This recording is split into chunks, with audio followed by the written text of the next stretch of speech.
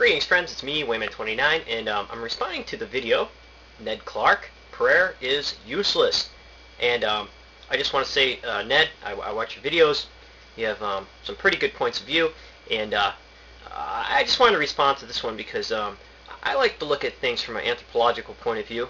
And what's interesting is you only explained the Christian perspective of prayer, and there's a multicultural ideas out there on prayer, how it's used in many different ways. Not only is it used to, in some ways, as magical sayings or to perceive to get us what we want or manipulate the minds of the gods or for healings or to relieve suffering.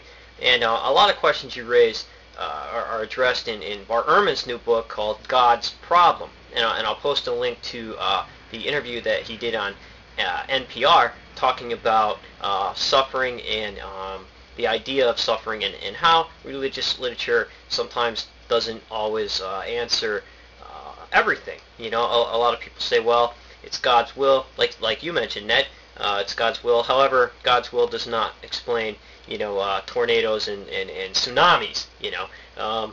So there are many different religious literature out there which explain the different points of view of suffering, and there's no one answer. So what's interesting is you say prayer is useless, and sometimes it may seem that way. However, I'm of the opinion that after you look at it cross-culturally, look at all the many aspects of prayer, how it's used, where it originated from, and kind of like the history of it, it ends up being a very important aspect to obviously religious life.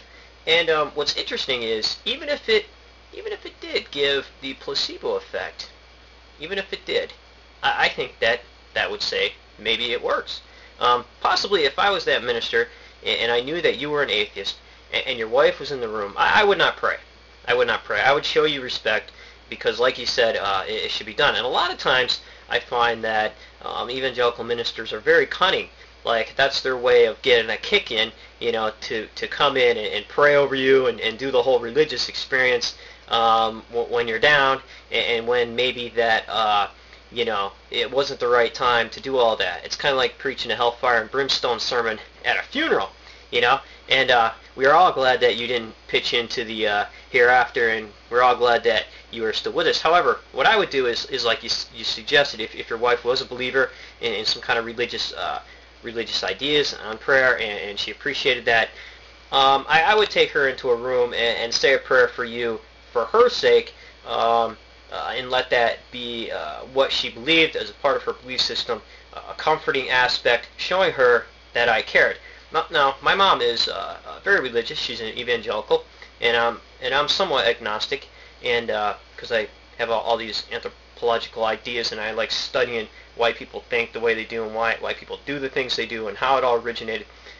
So that kind of looking at the historical kind of interferes with my beliefs and ideas. However, when my mom tells me that she's praying for me if I'm going through some hard time or having some kind of trouble, I really appreciate that because to me, what it does, even if I don't believe that her prayers are being answered, if I didn't, it would say that, you know, my mother cares about me and cares about my situation enough to actually say a few prayers, and that speaks a lot to me, you know, saying that I'm still important to her. And a lot of times prayer is done that way too, just to show how much you care about a person.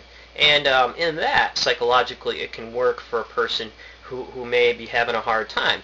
So if a person does believe in prayer, I can say a prayer for them and tell them that I did say a prayer.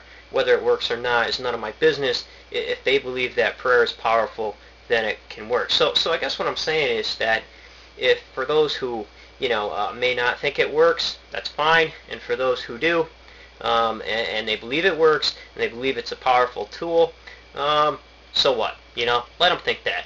And what I'm finding out is a lot of times what happens is that we end up hitting our fingers with the hammer or the tool, and we throw the tool away, and maybe we used it wrong, and therefore we're scared to go back. We hate it because we had a bad experience. But learn how to use the tool, pick it up and use it again, use the metaphors to your benefit, and do what you can with it but you have to figure out how to use the tool properly first before you can pick it up and use it again. So take care, friends, and remember, if everyone's thinking alike, then somebody isn't thinking. And remember to read the literature.